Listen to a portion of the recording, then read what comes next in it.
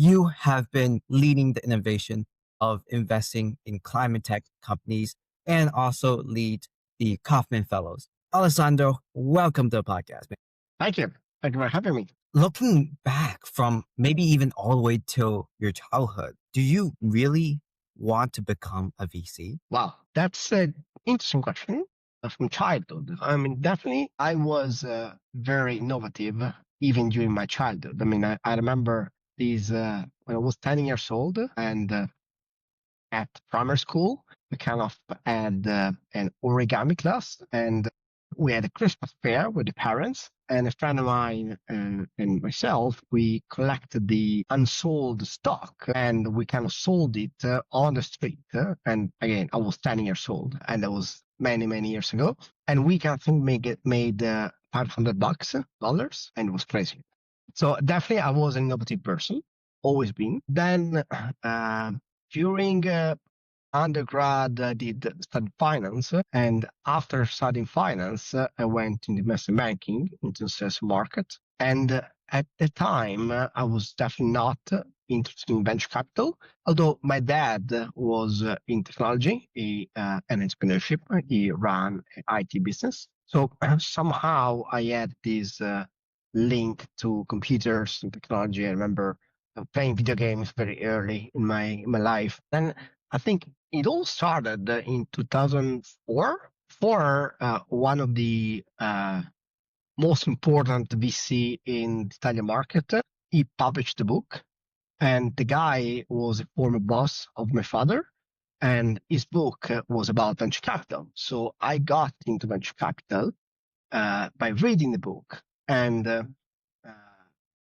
in 2004, I also applied for my MBA and was accepted at Columbia. And you know what? The son of this guy that published a book, he was doing venture capital in New York. So during my time at Columbia, my MBA, I asked the guy, which is a family friend, if I could stop by sometime and to learn and to do something and to do say if he had something that I could do. And that at the time I got my first experience of what venture capital is. And also during my MBA, I took a couple of classes on venture capital.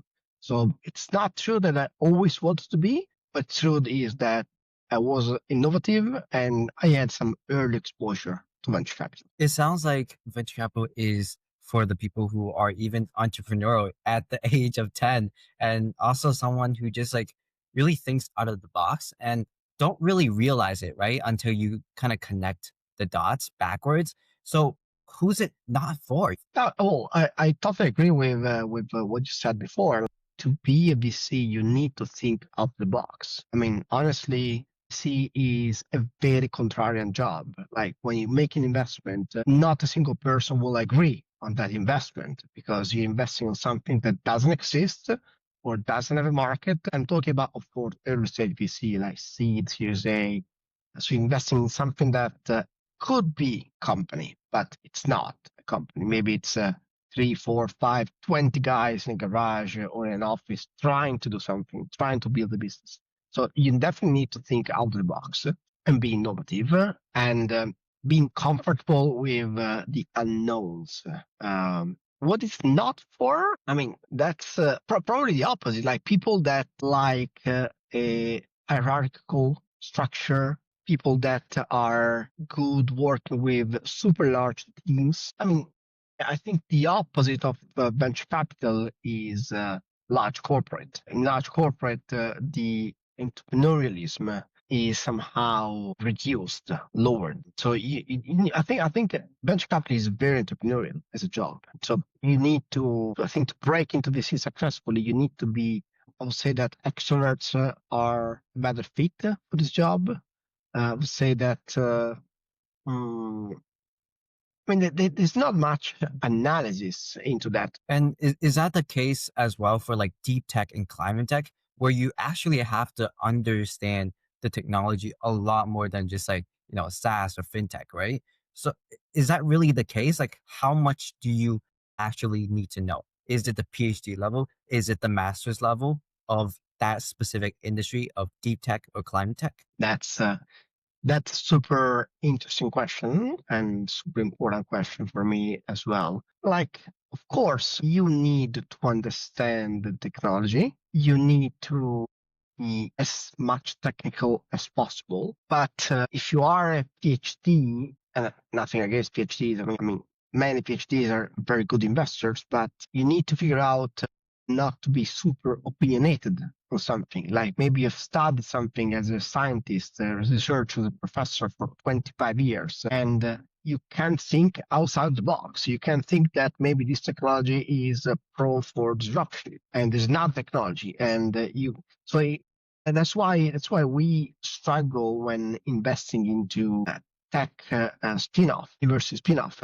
Sometimes the people from the academia are wired in a manner that prevent them to think outside of the box. I mean, I like this. So you need, I mean, I would say that PhD level education is relevant because PhD level education in science, technology, engineering is relevant, can add a lot of value, could potentially reduce the value if you are a super like vertical person. Yeah, but I would say in deep tech, I think the good combination is having both skills. I mean, having a team where you have the scientist, someone that can understand technology at deeper level, and you have the deal guy. You have the person that maybe knows technology a bit less, but knows more about the market and investments.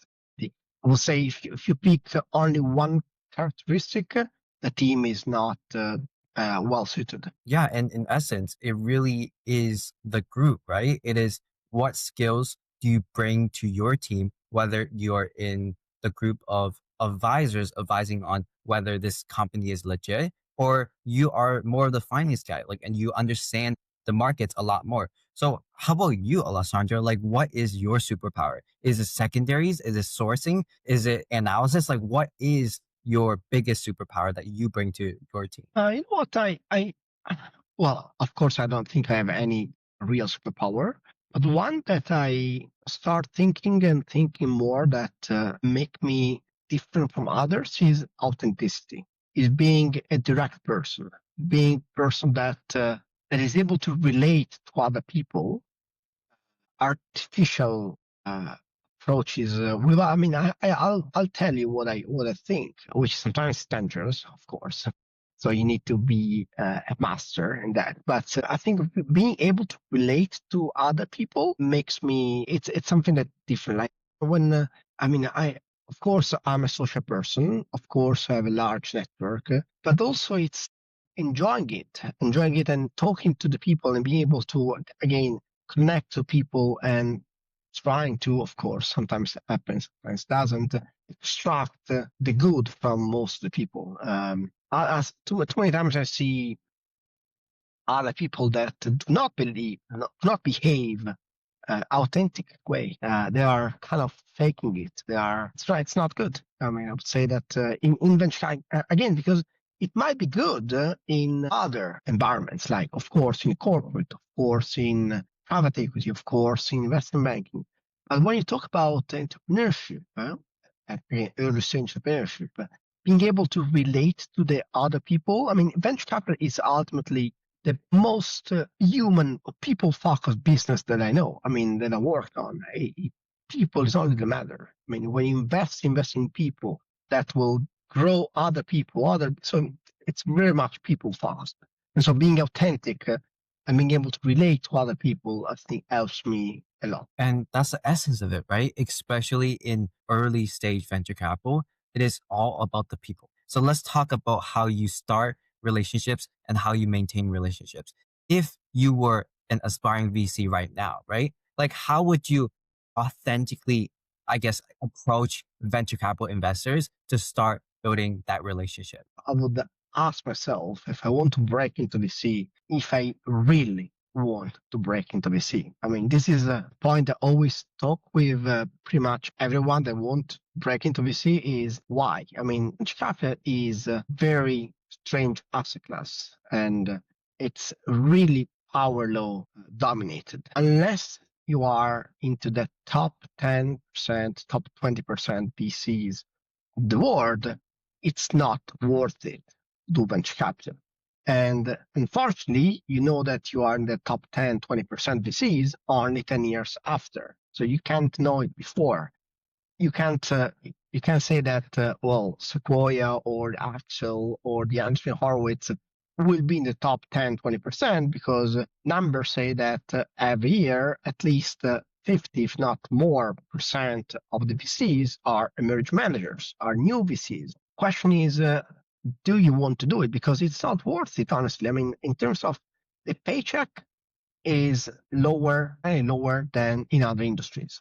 Of course, with nuances according to the geographies, but you don't get paid as well as doing investment banking, private equity, and consulting. That's for sure. Your life is super nice because, of course, talking to entrepreneurs every single day, it's incredibly nice and you get incredible strength from talking to these visionaries people. But honestly, if you do it 2-3 calls to entrepreneurs per day for a year, it gets a bit boring. So it's less shiny than expected. Of course, you go to events, but to every events you go, all the entrepreneurs know that they do not want to talk to you, the analyst, the junior in the team, and they want to talk to the partners. They want to talk to the principals because analysts, of course, have zero or limited capacity to influence the investment, the actual investment. So again, when you do the events, but you are like on the sideline of the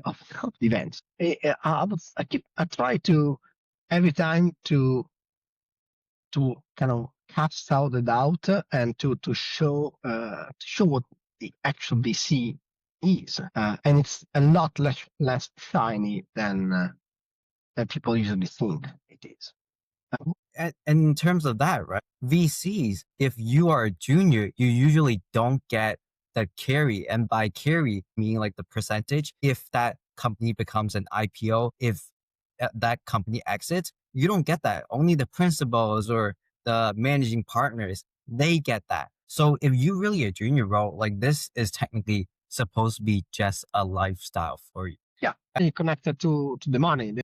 The money part, the part is also relevant. But let's think about it, maybe, because we talk about entering VC. I would say if you want to enter VC, start thinking that money is not important for you. Because again, it's like in entrepreneurship. If you start a company, the odds are against you. You don't start a company to make money because the chances that your company will not make money and you will go bankrupt is much higher than the chances of you becoming private success and making billions out of it. Similar to VC, like unless you are in the top 10, 20% VCs, you don't make money, you don't make enough money. There are a lot more industries that pay much better. So why do you do it? You do it because you have in your heart, because you think that you want to help entrepreneurs succeed. You want to, so this approach of being supportive to others is also relevant. And again, connecting to what I said initially in helping others and thinking out of the box, always remember that VC, and this is a mistake that I see a lot of junior VC do. VC is a service business. Like you are here to serve the entrepreneurs. The entrepreneurs are the kings, and you're here to serve the entrepreneurs. And I remember, I mean, picture that. I mean, it was in the first Kaufman Fellowship meeting. I think back June 2010. I was very young at the time, and I was a junior VC. And Ron Conway, like the angel investor in Google and one of the most important angel investors in the world, told me this. And in my team, in my table, I had some of the best guys. I mean, I'll tell you later who they are, but super great people, already great people. And again, you're told by one of the most successful angel investors in the world that you're here to serve. You're the waiter. You're not here to be the leader. Entrepreneurs, the leaders. You're here to help them. So having this ability to understand that someone else is running the show and you're here to help them to run the show, it's also relevant. This is also the problem that I see when young entrepreneurs. Maybe they make money or they make 2, 3, 4, 5 years experience in entrepreneurship and want to break into venture capital. And sometimes they don't understand that. They think that they can run the show as when they were founders, but it's not true. Someone else is running the show. You are here to support them, to help them. And that's the whole thing, right? Is that the entrepreneurs are the one who are leading the charge, and you are really kind of the advisor, kind of just like the support, whatever they need and whatever they ask for. You're like, hey, okay, how can I truly help you? So in terms of like your day to day, like what does that actually look like? Both like 7 a.m., 8 a.m., 9 a.m., like go down the hours and then tell me what a typical day looks like. I mean, one pro of this work is that a day is different from another day. Honestly, the task that you have is always one, which is finding the best entrepreneurs. And it's like, I mean, there is Harry Stubbings from 20VC that says in his podcast that VC ultimately is search, select, and support. And so search is the first step. Like you need to search companies. You need to find as many good companies possible. And so of course you need to be present where the entrepreneurs are. And this is where the beauty of VC comes out, is that the entrepreneurs happen to be in multiple different places. Like you can go to academia if you are a deep tech person, but you can go to accelerators, incubators, to events. You need to talk to other people to find where they are. And finding it is like this being a hunter. Again, this brings back to the being extrovert and not being afraid to ask for introduction, to look for people. And talking about this with a traditional VC model where you do the outbound looking for people. There are other ways, technology advanced VCs that do it with mathematical modeling or statistical inference, or they build models for sourcing where they are. So in this case, if you are a data scientist, you can also implement your model to find the best entrepreneurs. So this is ultimately the biggest source of success of venture capital. I think it's finding good deals. The selecting is also relevant, although really varies on the stage you're investing. Maybe at seed, there's nothing. Or there's a product, early product, there are some early signs of traction, there is something. And being able to select, that's like magic. There's black magic. I mean, my professor at the MBA said that venture capital is all about luck. And you can learn how to be lucky. And I'm not sure I learned it, but NVC has missed on some amazing deals, and many VCs have invested in some amazing deals. And I did the same. I mean, I have at least 3 unicorns in my ante portfolio, unicorns that I passed on and I didn't believe on. And I also invested in teams that made 200 times the money that I invested on. So it's really, so the selecting is ultimately if you are surrounded by A-class people. So if you are able to have a world-class sourcing, so having able to get the best people, you probably, of course, you're selecting across the A's and you pick the A's and you pick the winners. So the problem is when you don't realize that you are, people around you is not at par. It's not the good quality. So if you are surrounded by B and C people, C-level people, then that's where the problem comes from. So selecting and then support also is relevant. To the support, there are different ways of doing it by different funds. There are funds that are very supportive, funds that are less supportive. And this is very dependent on the strategy of the fund that you're working for. In my case, we try to be very supportive. So I spend at least 20% of my time with my portfolio companies. So, and again, this is amazing because you can help them, and but always remembering that someone else, you're helping someone else company, but you're not doing it. So in terms of the day to day is, I mean, I don't say that the hours are long. Like, of course, bankers and consultants, they work much, much longer hours. I would say that maybe it's stressful with when the deals get, when you need to close deal, when the deal is competitive, things can be stressed. But in terms of work-life balance, venture capital is absolutely awesome. Like I would say that by 7:30, 8 p.m., you are at home. Well, you're not at home, Wow. meaning. So what I would say to my analyst is at 7:30, 8 p.m., if you're having a meal at home alone, that's something wrong. You need to be with entrepreneurs every single day, every single evening. If you're having a drink without being surrounded by A-level entrepreneurs, it's wrong. So you need to. So it's all. I should think it's 24/7 work because again, you can find entrepreneurs any time of your day. Yeah, and in a way, that's what makes it 24/7, and that's what makes it a lifestyle per se, is that you're always surrounding yourself with A-level entrepreneurs, and also, you are the one supporting them. That's a really important thing. So is there anything that's mandatory? Like, is there mandatory meetings in VC funds, or is everything just like you said, as long as you have the critical missions of world-class sourcing and supporting the founders, then they let you do whatever you want? Or is there anything meant that's actually meant? Well, I mean, that varies, of course, in PCs that are larger in size and in asset. Of course, there is more structure. Of course, you have, I mean, usually VCs tend to have a weekly meeting, but it's like a partners meeting where partners discuss the deals.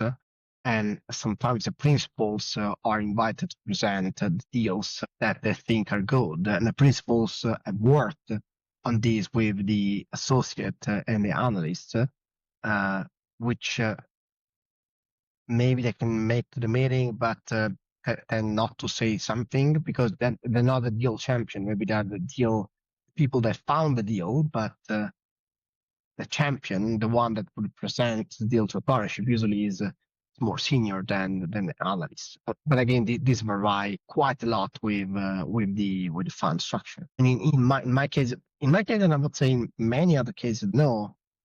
VC has this inverted pyramid where instead of having 5 analysts for one partner, you have the opposite. You have 5 partners and 1 analyst. So, which is also why it's harder to break into venture capital because ultimately you do some work, um, but you don't take decisions. So someone else will present the deal to the party. Yeah, and there's always going to be some group meetings where you do analysis on companies when the champion presents it. And other than that, it really is you do kind of whatever you want, but you just have to get the result. So in terms of, let's say a VC wants to invest, what are the truly top three things that they look for in a founding team? When you see a pitch deck, of course, there are 3 characteristics are the team, the market, and the product.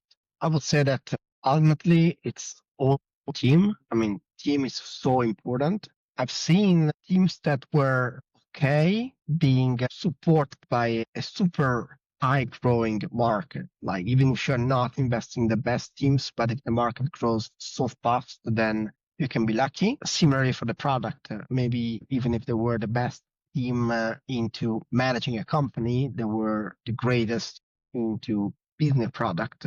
But honestly, it's all about team. I mean, the team, the spending time. That's why I tend to dislike these deals that are closed in days or weeks because it takes time to assess a person and to understand if someone is a good person. And also, it takes time from the entrepreneur to assess the venture capitalist and to understand if that person that is investing is a good person or not. I always joke that venture capital is harder and worse than marriage and than wedding because you cannot divorce. When I make an investment, you're stuck with me forever. Like, unless you buy me back the shares, you're stuck. And so you want to spend time before, as much as I mean, it took me 7 years before I got married. It takes time to understand if someone is a good person to stay with or not. in the business way, in the business side. So Could you talk about one of your most successful companies so far and how do you really meet those founders? What was the story? well, I'll tell you a couple of companies here. One is Ubenda, which is an automated privacy policy generator. I met the guy. When I met the guy and when I met Andrea Giannangeli is the founder. He was 19. I didn't source it. There was actually the analyst in my fund, which ultimately ended up being one of the best VCs in Europe. The name is Stefano Bernardi. Stefano, he now leads a fund called Unruly. So he met him. Well, of course, he was junior in a fund, and he told me, "Well, you should speak to Andrea." And this guy was a genius. I mean, the guy had a great product idea, and I liked him. I liked the product, and it was the smallest investment that that fund. I'm talking about 2011, so 15 years ago almost. There was more investment that we made was more than 100 times the money, and that was phenomenal. I mean, simply again when you think about the why an investment made a great success, it's because you invested in the good people, in the right people.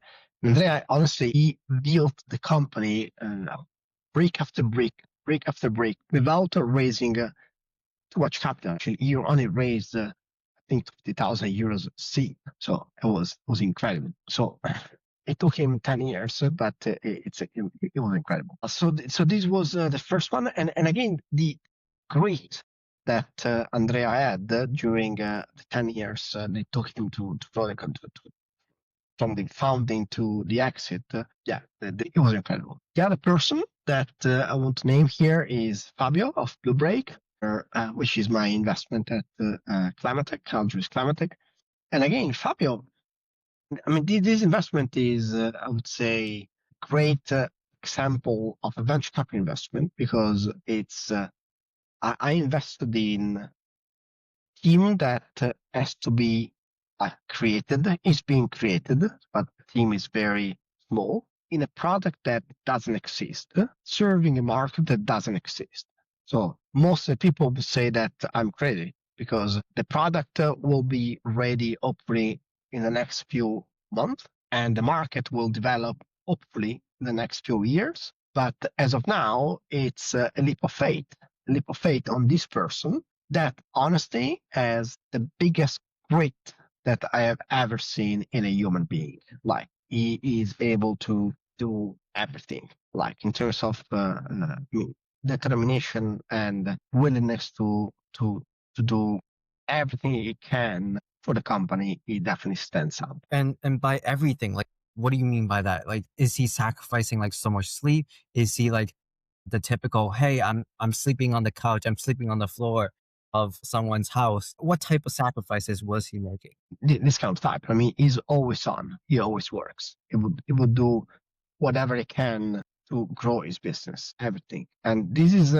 honestly, this is very common. Like I've heard. I mean, all the stories that you hear are actually true. That uh, every successful entrepreneur will tell you about the crazy nights spent in the office, the amount of days that is left in the office, or the ups and downs that relate to this business. So this is absolutely true. That's again on the venture capital why it's super relevant being supportive of entrepreneurs. I mean, entrepreneurs way too many times, pretty much every time, they are the sole man or woman that take the ultimate decision, and they're alone. They need you need to be there. You need to be there to support as a confidante, as a help Yeah, and how did you meet Fabio, by the way? through a common connection. With a person that worked for him for a while, and I met her, and she told me about this business, and I didn't know the business, but I fell in love with the business and fell in love with Fabio.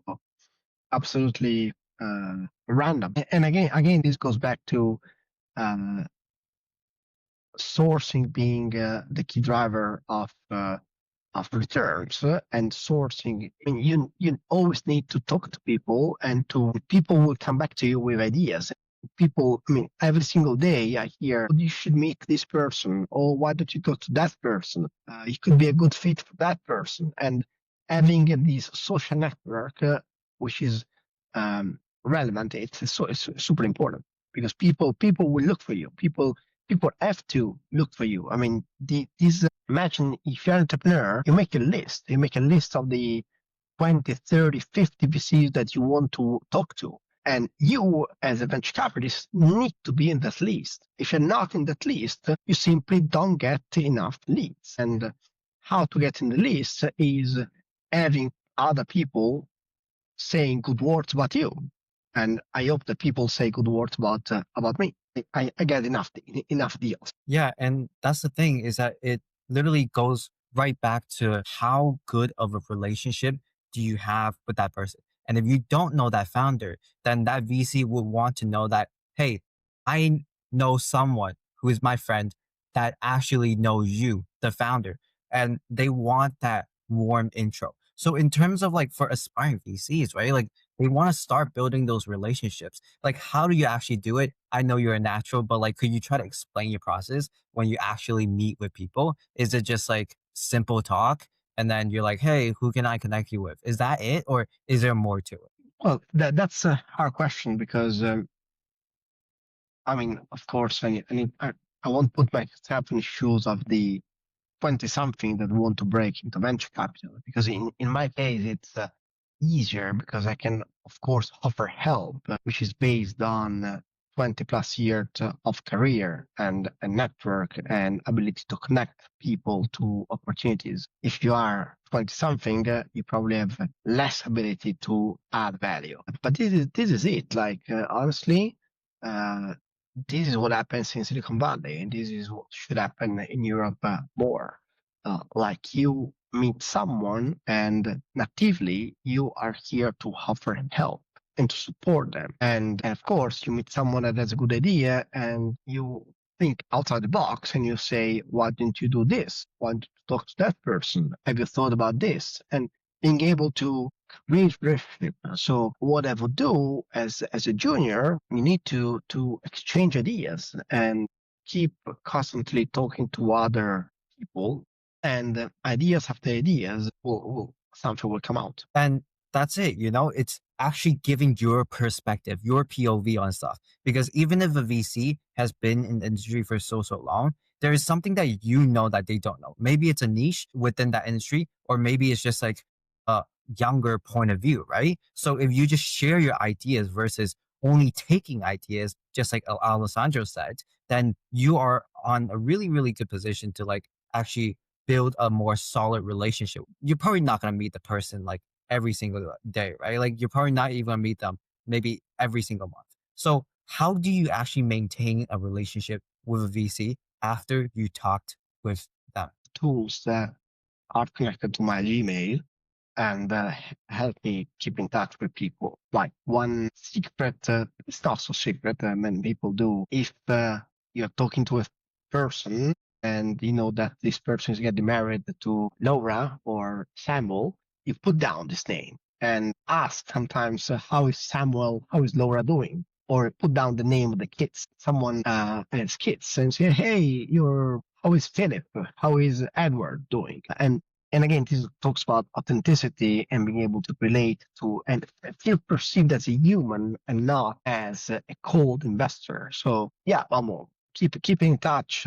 It's not easy. Also with 1,000 people that each of us know, but it's as I said, I'm a natural, so it's fairly easy for me. But it's important. Like there are millions of tools on the market, and of course, I encourage anyone to use these tools. Yeah, and just like Alessandro said, it could be something as simple as remembering their personal details. And by personal, if they tell you like, hey, I have a wedding at so and so month or so and so day, like you literally just check it back in and said like, happy wedding, you know, how are you guys doing? Or if they say like, hey, my kids are going on a baseball game, you're like, how did that baseball game go with Edward, right? So if you keep on really just like knowing the small details. And this isn't every single relationship, right? You would love it if your friend just remembers this small detail about you. And then that is how relationships become strong. That is how relationships become solid. So in terms of, I guess, like other skills, right? You were at Bain as well, a consulting company. Like from your previous companies before you even went to venture capital, like what were the best skills that you've gained from working at them for VC? Well, I mean, uh, Bain was an incredible company. It is an incredible company, an incredible opportunity for me. I would say that spending some time in consulting adds lots of value for VCs because helps creating structure around a topic, a thesis. Ultimately, you will write investment memos about an investment that you want to carry on. You need to ask why are you making investment and being able to determine the components of the investment. The Bain experience was very much focused also on analyzing the markets. How large is market? What's the structure of the markets? What's the level of competition? Who is doing what? The strategy behind the market development. So having this strategic thinking is mandatory for venture capital. And again, maybe I give it for granted because it was many years ago in my case, but yeah, strategic thinking is super important. When I did investment banking, although it was on the markets side, you of course need to understand the deal dynamics. Again, investment banking is also another incredible gym, learning opportunity, and doing deals is and seeing deals. I mean, even if you are miles away from the actual CEOs or MDs that are talking about deal, being able to build a model. I mean, doing number crunching, doing, I mean, again, there are not many numbers to crunch, but you need to understand, of course, the basics. Like if you're coming from undergrad in architecture and you don't know what a balance sheet is, it's a problem because ultimately you invest in cash in a company and you need to understand how long the cash will last, which is simple, but you need to have a business understanding. Again, it's coming from philosophy or literature. You need to learn this. And this is also why I don't believe that venture capital is the best option straight out of school, because unless you come from undergrad in economics or business or management, you miss these kind of tools. And whilst at McKinsey, Bain, or Goldman Sachs and JP Morgan, they will teach you, so they will hire you from as literature major from Harvard, and they will teach you what a business is. Venture capital, no one will do. There will be no training, or no formal training, as in JP Morgan or Goldman Sachs or McKinsey or Bain. Of course, you need to understand what income statement is, what a balance sheet is, and learn along the way. Although it's very simple, it's simple Yeah, for me. and that makes sense. If you think about it, right when you get out of undergrad, you don't really have that business analysis. For example, consultant, right? Right now, how is there any unique ways where they can get in touch with more VCs because of this aspect that they are a consultant at a consulting company? Or do they just do what everyone would do? And that's just going to events, that's just building more relationships. For Well, I don't think that the consultant will have an edge talking to VCs. I would say that, of course, having a consulting background would help. If they want to into break into venture capital, consulting background definitely helps. So the and again, to network with VCs and to talk to VCs, I don't think it's very hard. I mean, of course, some are less reachable, other are more reachable. I know people that don't answer email. I try to answer every email as soon as possible and work at inbox zero. Try. So it really depends on the person you are talking with. I mean, honestly, see, as far as I know, them they are open people because you never know uh, who you're talking with and what could come out from that person. I would say that, of course, having this conversation, you and I, would help me a lot because I make this conversation at least on a weekly basis, and every time the same story, being able to say it once in the podcast, and hopefully a lot of people will listen to your podcast and will listen what I think, what I feel. It helps me because it's not really that pretty. But honestly, I talk to lots of people. I mean, if you simply drop me a message, say, uh, why? I mean, so problem that I see is that way too many times people connect with me on LinkedIn without even thinking why I should connect with. So I think this is wrong. I mean, even if it's a cold email, I reply, you have to write me why. What you want from me? I mean, why you and I should talk? And I'm here to help everyone. And if you drop me a line saying, well, I want to break into venture capital, can you give me some advice? I'll try to do it, of course. But you need to tell me. If you just connect with me, and of course it's easy because if you are an undergrad somewhere, you want to connect with me, it's probably because you want to enter venture capital. But tell me. So being honest, being transparent, being open, being direct. I mean, that's easy. Yeah, and that's the thing that so much like aspiring VCs like struggle to understand is that VCs in a way are pretty approachable and you don't really need to know too much about everything. Like they're not expecting aspiring VCs to know like every single thing about the market, everything about like what exactly a VC does. Like just connect and ask for something specific. Basically, if you want to connect with Alessandro, like say like I am an aspiring VC who wants to break into climate tech for some specific things. And then that is gonna guarantee you, way more interesting conversation than something like, hey, hey, I just want to break into VC. Do you have any advice? Like I know I have some advice, but like I don't know exactly what you're looking for. So be really, really specific and just look at their fund website, look at who they are as a person, and that is just how it works.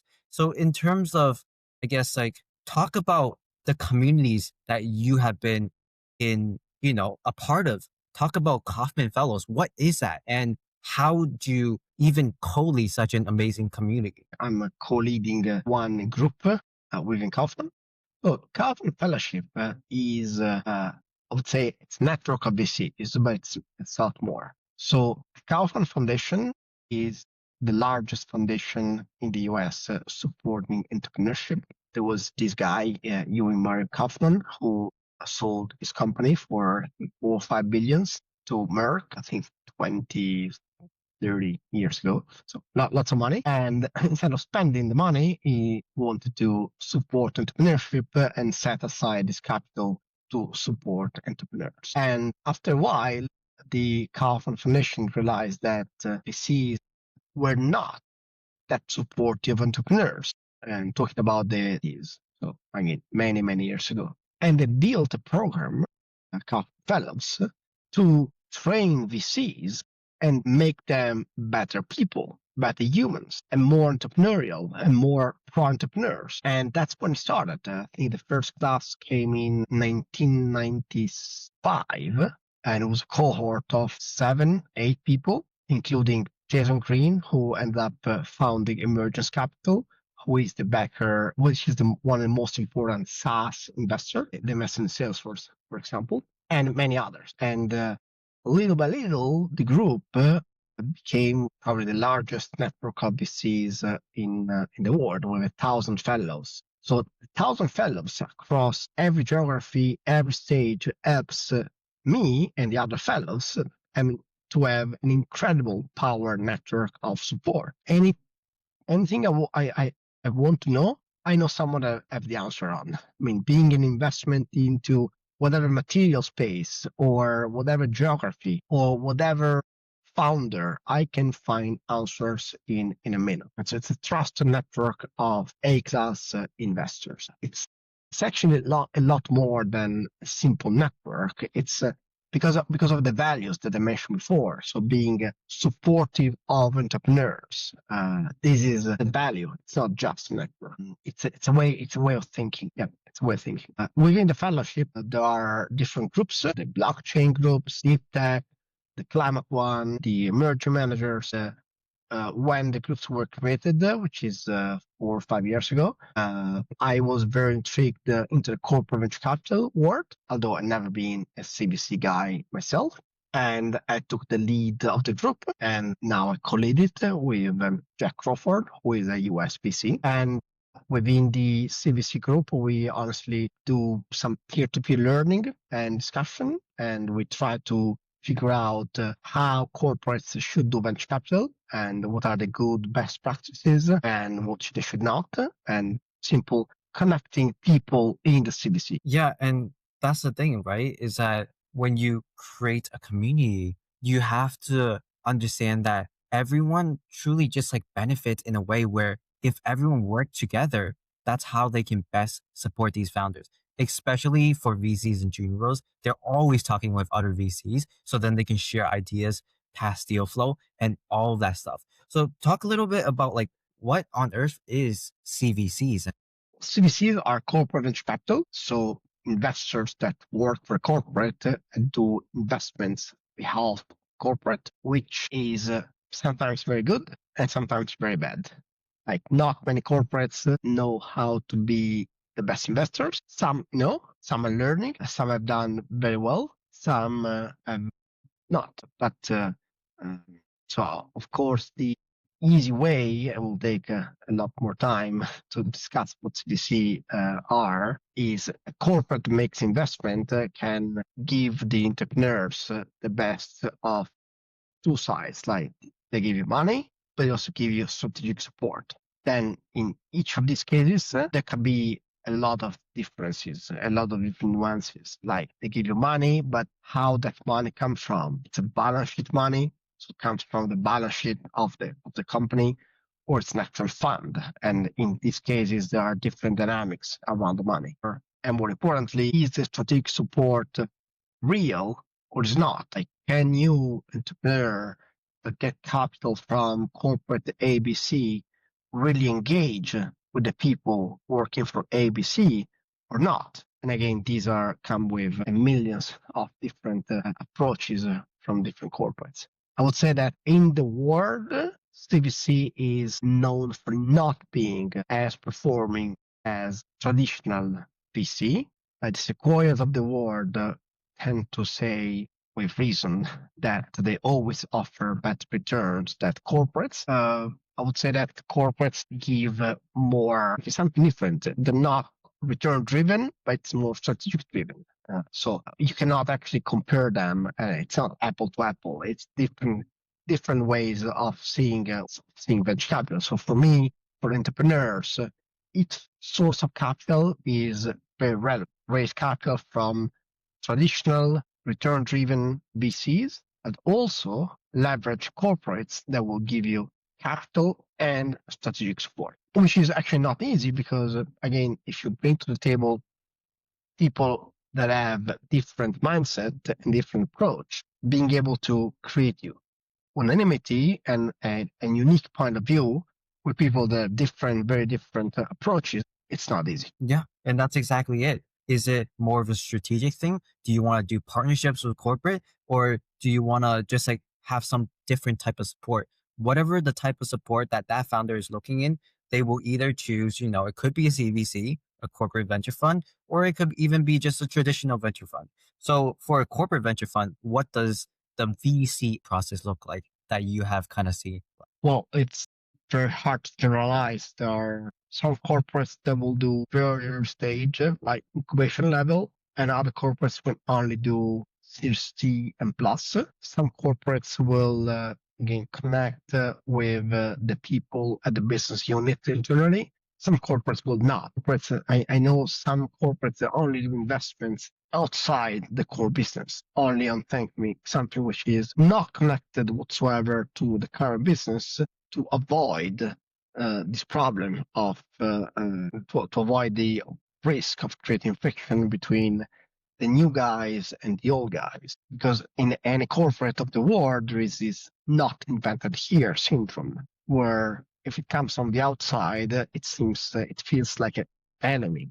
So it's not easy to create this culture of open innovation culture where innovation can come from anywhere. Those are some of the problems that CVC face. The other problems that are really many, like corporate work with a short-term time frame, like the year budget, maybe it's 3, 5 years, a CEO stint, if not quarterly earnings. And when you VC, and it takes at least 5, but honestly 10 plus years to make an investment. So you need to be kind of safeguarded. You as a VC, you need to be not too much connected to the corporate life because the corporate risk to derail your investment. But also on the same time, you want to leverage the corporate advantages and the access to the market and the access to the customers and the access to products. So again, the CVC world is really not easy, but it's fun. Okay, so let's switch gears for a minute. For all of these aspiring VCs listening to this, right? Could you talk just a little bit quickly about the key reasons you personally landed each of your DPixel and Algebris Climatech? The Pixel, that was 2008. And again, I spent a few days, weeks doing venture capital for this family friend of mine in New York. I liked it. I liked pain as well, but I felt that I wanted more at the time and that I could do more. That I want to be more into on the buy side and not on the sell side. I mean, as a consultant, which is again, it's an amazing job, but you tell people what to do. You don't do things. You write incredible decks, incredible analysis that other people will implement. And sometimes you want to do stuff. You want to implement things. So I think that there was just kind of a random meeting again through the Kaufman Foundation at the time. And I met this person who was setting up a first-time fund, first-time team, so which is of course, very dangerous as a combination, but I kind of liked it. I liked the person. I liked the idea of building a VC from scratch. And that's what I joined. And it was an incredible entrepreneurial experience because at the time it was nothing. Now the company still exists as around $500 million on assets under management, it's 15 years of investment experience. So it was it's a good story on the venture capital ecosystem, and I think this is also what I would suggest if there are aspiring VCs. Again, always remember that venture capital is entrepreneurial. Like a friend of mine, he joined a new VC last summer. He was doing the Wharton MBA, and for pretty much the entire class of Wharton, I told him not to do venture capital, not to do venture capital, not to do it. He ended up doing venture capital, but in a similar way that I did it with the Pixel, like co-starting a VC fund with two former entrepreneurs, so which are senior than him, but it's not a traditional venture capital firm. It's something that they're building it from scratch. And so this is, I would say, it's a great experience. And for Climatech, for Algebris Climatech, a friend of mine is the co-managing partner. And so for the Algebris Climatech, through a connection, a friend of mine is the co-managing partner of the fund. Yeah, they just simply called me saying, well, I'm starting this, do you want to do it with me? And I think it's a good opportunity.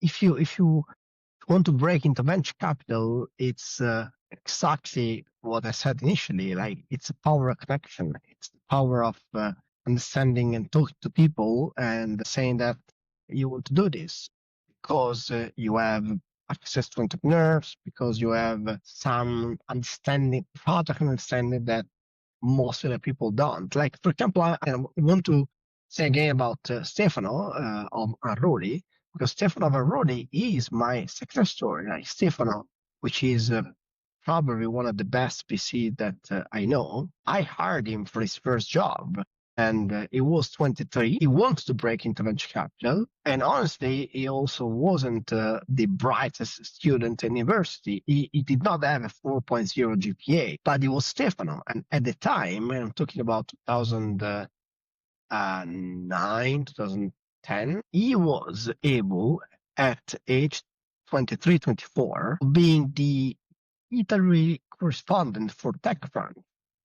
And he was going to the events for free instead of paying the ticket. He was invited as a journalist because he was covering Italy for TechFront. is one of the most important blocks in technology space. Again, he was 24. So did I hire Stefano because of his incredible resume? No, I did not. I hired Stefano because at age 24, again, proved an incredible ability to master connections and to engage with people. Again, 24, I want to stress it again, he already had an incredible level of deep connections, deep relationships. And I hired him. He stayed with me for a year and a half. Then he said, look, Italy is not going too well. I'll just go to the US. And he went to the US. He ended up being a YC founder. Then he started being an investor in 2014, 15, if I'm not mistaken. And he has made incredible numbers, very incredible numbers. And Stefano is an incredible person. Yeah, and this is exactly it. Alessandro basically just gave you the really key and core strategy is understanding how to build that solid connection with people. And because, Stefano is also a master at it, he's became such a great VC. Okay, so I know you talked a little bit about how to break into VC. For our viewers who needs an actionable plan to implement right away, what is your 6-month plan recommended to break into VC as maybe a consultant and say like month 1, 2, 3, 4, 5? Wow, that's tough. There are thousands of firms out there, and so you need to do your homework. Like you need to understand what firm do you want to work for. And again, seed and pre-seed funds are very different from B and C's funds on everything. Italy funds are very different from UK funds or US funds or Asian funds. So do the homework.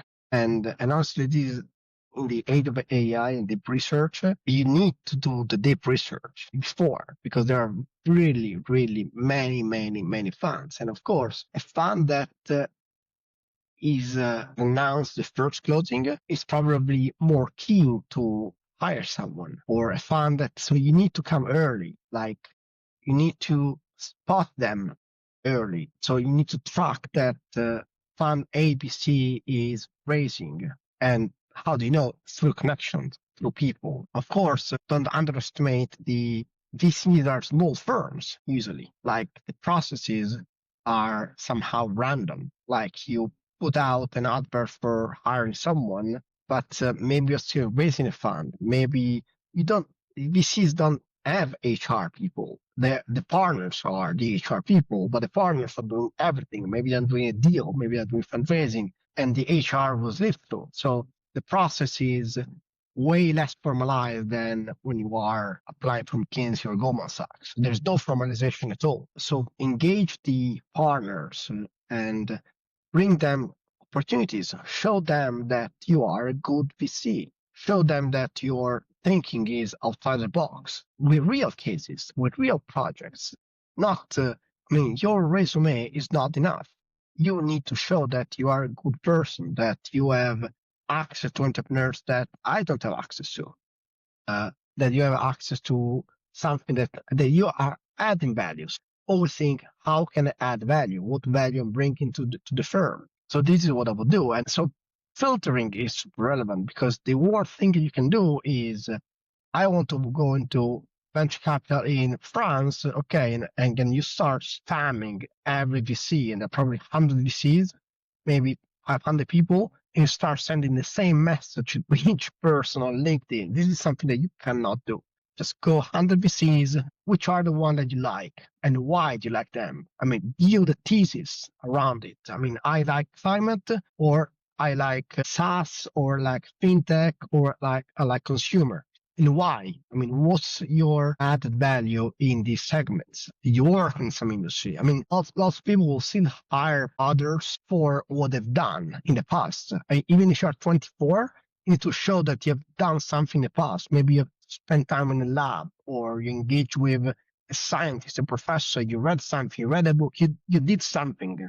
I mean, you know what? I would say that if a firm put out an advert for a VC junior role, it gets at least 1,000 applications. 1,000. and more probably. If it's Sequoia, I mean, Sequoia will not do it, but if Sequoia put out an advert on LinkedIn saying they want to hire an analyst, probably get a million of applications. So how do you stand out in an incredibly competitive market? First, people need to know you, that you exist. So you need to have presence. So someone should tell me that you are a good person and you want to break into venture capital for these reasons. So having again, having a persona out in the market. And then you have to tell me, I mean, you need to stand out. You need to know people. Yeah, and that's really what it is at the basics is know what you truly want, go deep into that, right? And then just be selective. Be really, really adding value to that VC. Okay, now for a few rapid fire questions to wrap up, a few words or one sentence. Yeah, Ready? go If you for could it. invest in any startup from the past, which one would it be? Google. Google, because it's so revolutionary. Back then, it was so revolutionary, and yet it's 25 years since I've been founded, 27 years, and it's still revolutionary. Still, so it's incredible company. Yeah, and Gemini is actually my favorite as of now. Your favorite place to ski, where is that? Uh, Pretty much anywhere in the Alps. There are many different regions, level type of snow, groomed cliffs, not groomed, but I just simply like skiing. What is one fun fact about you most people don't know? Fun fact: 2004, I had 5 motorbikes, including 2 Jaffa trucks, going very fast I mean, road, on road. I mean, I did everything. I'm a kind of a crazy person. Man, that's so fun. You guys show me pictures right after this. And then is there any thoughts you want to finish or we didn't get to cover on this pod that you would like to talk about? Not really. I think it was a very good interview. It was a very good opportunity to share my views. Yeah. I think good luck to anyone that want to break into venture capital. It is an amazing job. Sometimes I felt probably a bit negative. I mean, venture capital is an incredible job, so I encourage anyone to try it out. I encourage, I mean, for the successful, the lucky ones, spend a couple of years in venture capital initially in their career, realizing that they will learn less than what they could learn at consulting or banking, but still will be an incredible learning experience. But then do something else, like do something real, which could be either a startup or a corporate job or build something and then come back to venture capital when they are 35, 40, as a partner or as a principal. Like venture capital is a senior job. I don't say I'm not a big believer in career in venture capital, unless, of course, you're talking about Sequoias, the Axels, the large funds, or the growth stage funds. I believe that venture capital is something that will come early on in your career, more as a junior. But it's an incredible opportunity. It's an incredible job. Yeah. And if you know the math, just go to a growth stage fund. And in terms of for early stage, right? Most people usually just become a junior for like 2 years and then they go work at a startup or they start their own company. And afterwards, maybe when they retired, right? They come back to VC, they come back and support everyone else. So that was amazing, Alessandro. For anyone listening who wants to learn more about you, or where is the best place to reach you? I will drop an email, drop me a message on LinkedIn. Of everyone you know who are two amazing VCs that you will recommend as future guests to our podcast. Yeah, well, of course, Stefano. And I can think about many people in the company fellowship. I would say Jack Crawford, my co-chair at the CVC group at Kaufman, is an amazing human being. He also he simply recently published a book about entrepreneur's guide to strategic planning for life, called The Great Perspective. I don't know if you can see it. So I haven't read it, but I mean, he's an incredible person into really these life planning. And yeah, that's it. Jack Crawford. Yeah, they sound incredible. Thank you again. And thanks to everyone who's listening. Comment a question you want to hear from Alessandro or our next guest. If you enjoyed this episode, make sure to press the subscribe button, like, and share with someone who's interested in getting into venture. We'll see you next time on Break into VC. So. Thank you.